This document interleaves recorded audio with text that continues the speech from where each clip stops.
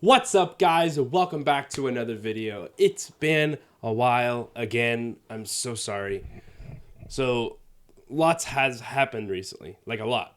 So, stopped making videos because my phone accidentally got knocked out of my hand by Hannah, but it was an accident. It's all good.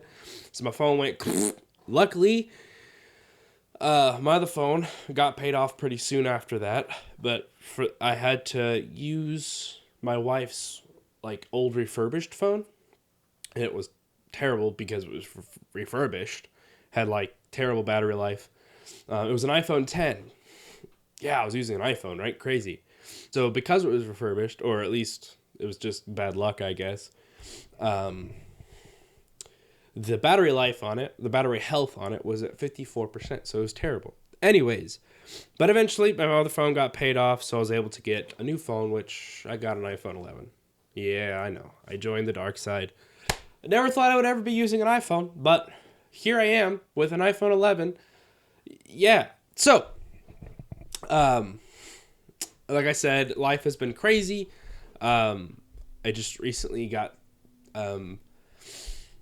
asked to step down from my role as youth pastor due to mental health and spiritual health reasons, and I agreed with everything they asked me to do, or everything that they said. And you know what? I've been using this time as a time to grow. Usually I'd be really depressed for a long time. I was though for a couple days, but I quickly pulled myself back up and continued moving with my life, and I used this opportunity to better my relationship with God and to better myself. So yeah, and I was recently I just got done going through COVID, first time. That was fun. Not really. So yeah, but I'm finally back. Hopefully I'm gonna try a few things here to try to make this work, because I have iPhone. The mic won't connect to the phone, so I have it to the computer recording. Yeah, all that stuff. Anyways, so today it's gonna be Armor of God Part 4. I almost said 3, but Part 4. So if you guys are ready, let's get into the Bible study.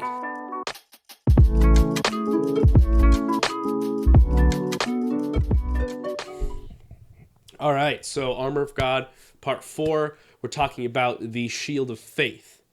So, let's first discuss what faith is.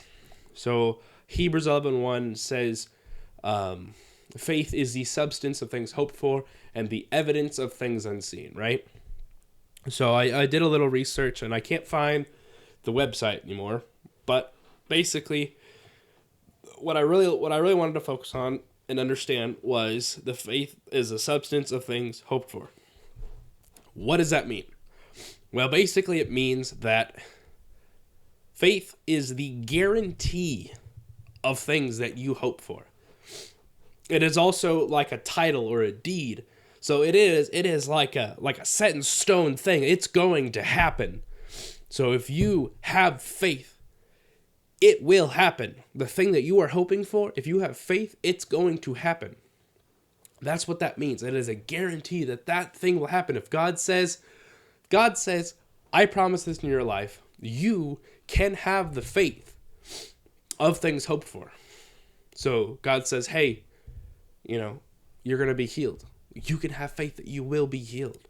Or if God says you'll be healed now, you can have faith that you are healed right this minute. So that's what faith is. Okay, so I think you guys get the idea.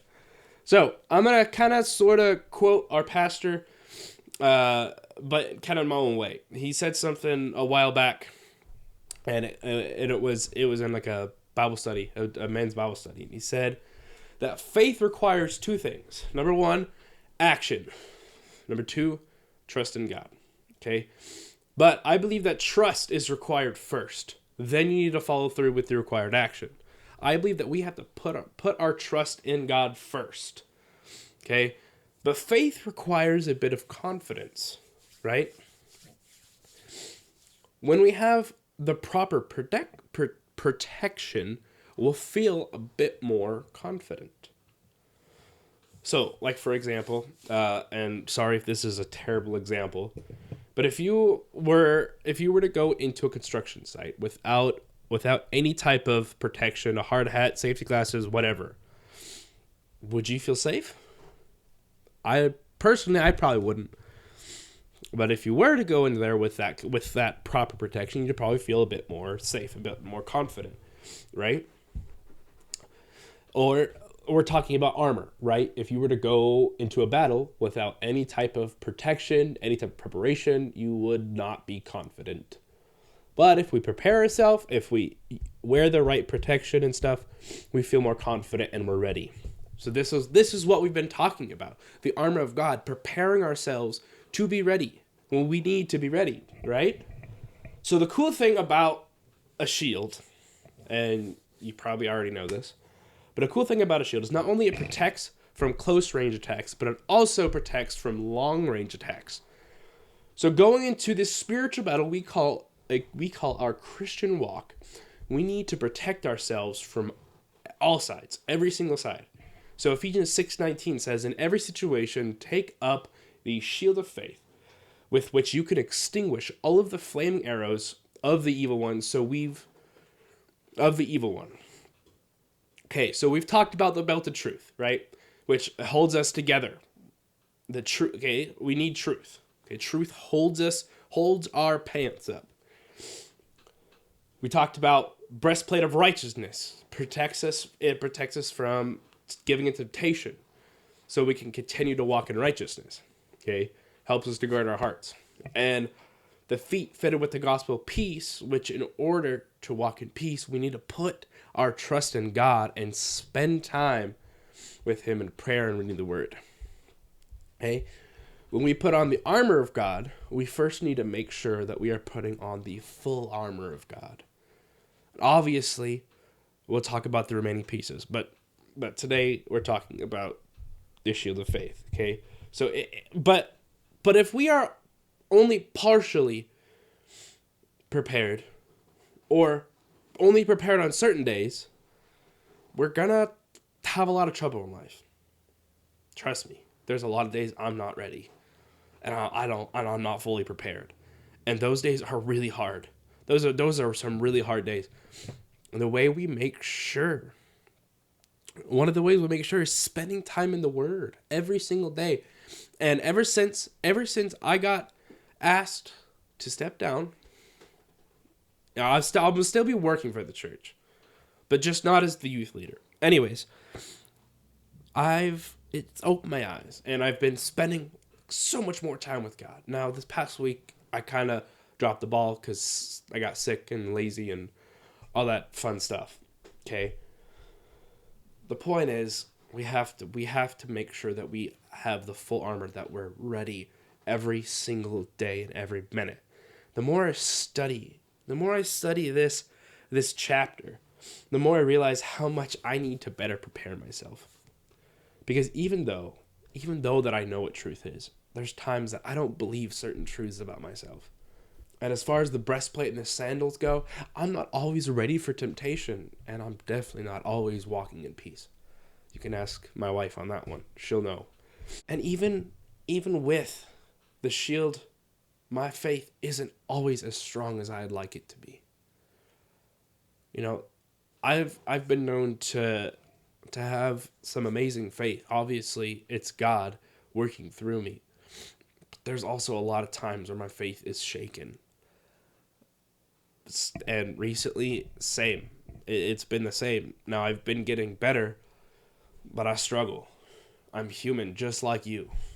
When Satan brings confusion against us, we need to be ready to put up our shield. When he hurls lies at us, we need to be ready to raise those shields above our heads. If we have our shield ready, we could protect ourselves when it happens suddenly and for future attacks. Faith is such a powerful weapon. Matthew 17:20, and this used to be my theme verse for the youth group, but I am no longer the youth pastor, so there's that. So it says, he replied, because you have so little faith, truly I tell you, if you had the faith as small as a mustard seed, you could say to this mountain, move from here to there, and it will move. Nothing will be impossible for you. We are going to need faith when really hard things happen in our life. Because if we are not careful, Satan can use those situations to drag us down into depression and anxiety and cause you to doubt and just all sorts of just a big mess. I know. I've experienced this. When I was diagnosed with diabetes, I was angry. And I allowed my frustration and anger to depress me and cause me to lose faith. When it came to healing, man, I was the first one to shout hallelujah. To just believe without beyond a shadow of a doubt. That shook me. It did. Especially because I was trying to be healthy. But I went overboard even on being healthy. And the doctor told me that even eating no carbs can still cause you to get diabetes. And it runs in my family. So that didn't help. So, I was depressed for quite some time, but I've definitely grown stronger from this experience. My faith has grown stronger because God has brought me so far despite my symptoms of diabetes. Recently, and I'm not ashamed to discuss this anymore, but recently I was diagnosed with bipolar, and normally I'd be extremely depressed about it, but I was actually relieved and happy. Because I finally realized what was going on with me, and learned how to fight back, basically. And the meds help a lot, but what really helps me, what has really started helping me, is getting into my word. Even my wife tells me this, when I'm really into my word, I'm more calm. I don't get easily angered.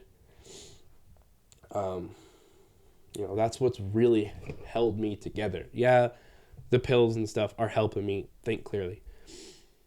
But that's not what's going to ultimately help you. What's going to ultimately help you is spending time with God and to getting to know God.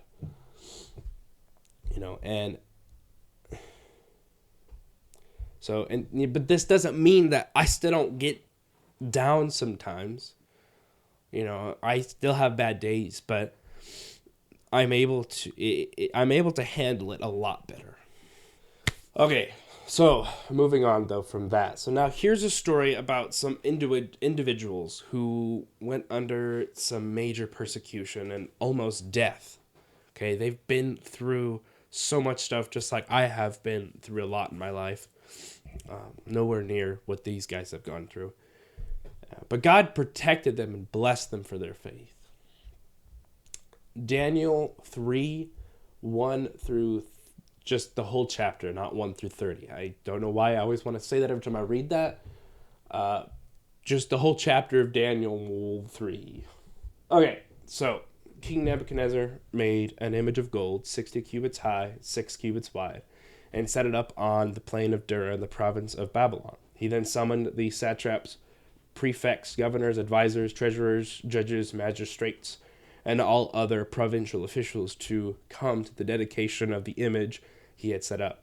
So the satraps, prefects, governors, advisors, treasurers, judges, magistrates, and all the other provincial officials assembled for the dedication of the image that King Nebuchadnezzar had set up.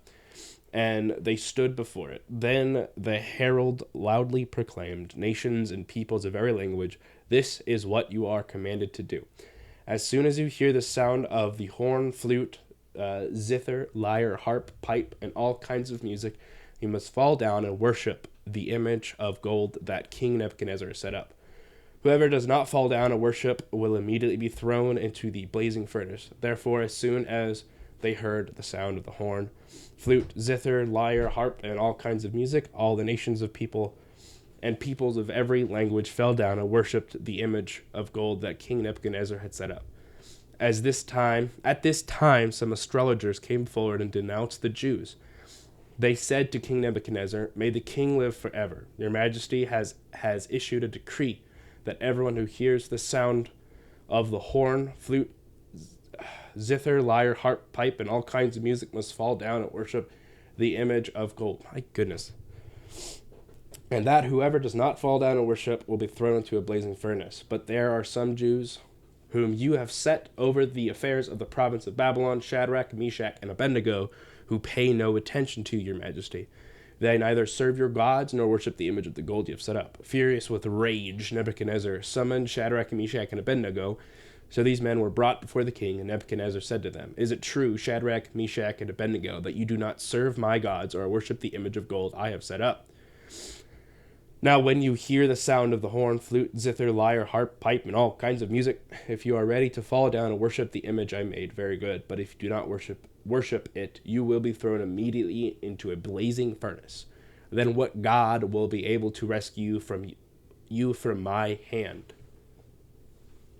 Shadrach, Meshach, and Abednego replied to him, "King Nebuchadnezzar, we do not need to defend ourselves before you in this matter. If we are thrown into the blazing furnace, then the God we serve is able to deliver us from it, and he will deliver us from your majesty's hand.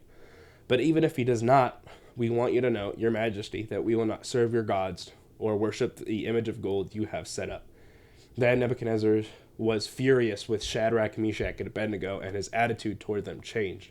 He ordered the furnace heated 7 times harder than usual, and commanded some of the strongest soldiers in his armies to tie up Shadrach, Meshach, and Abednego and throw them into the blazing furnace. So these men, wearing their robes, trousers, turbans, and other clothes, were bound and thrown into the blazing furnace. The king's command was so urgent, and the furnace so hot, that the flames of the fire killed the soldiers who took up Shadrach, Meshach, and Abednego. And these 3 men, firmly tied, fell into the blazing furnace. Then King Nebuchadnezzar leaped into his feet in amazement and asked his advisors, "Weren't there 3 men that we tied up and threw into the fire?" They replied, "Certainly, your majesty." He said, "Look, I see four men walking around in the fire, unbound and unharmed, and the 4th looks like a son of the gods." Nebuchadnezzar then approached the opening of the blazing furnace and shouted, "Shadrach, Meshach, and Abednego, servants of the Most High God, come out, come here." So Shadrach, Meshach, and Abednego came out of the fire, and the satraps, prefects, governors, and royal advisors crowded around them. They saw that the fire had not harmed their bodies, nor was a hair of their heads singed. Their robes were not scorched, and there was no smell of fire on them. Then Nebuchadnezzar said, "Praise be to the God of Shadrach, Meshach, and Abednego, who has sent his angel and rescued his servants." They trusted in him and defied the king's command, and were willing to give up their lives rather than serve or worship any god except their own God. Therefore, I decree that the people of any nation or language who say anything against the God of Shadrach, Meshach, and Abednego be cut into pieces, and their houses be turned into piles of rubble, for no other God can save in this way. Then the king promoted Shadrach, Meshach, and Abednego in the province of Babylon. So these men, despite what they went through, trusted God and refused to bow down to false idols. That's hard to do, but if it was easy, it wouldn't require faith. So if we properly prepare ourselves and trust in God and not in our own understanding, we will have the faith and confidence to carry out God's will and quench Satan's lies and attacks. If you guys enjoyed today's videos, please hit the like button. If you're new to the channel, hit that subscribe button. Hit the notification bell to get all of the notifications for my upcoming videos.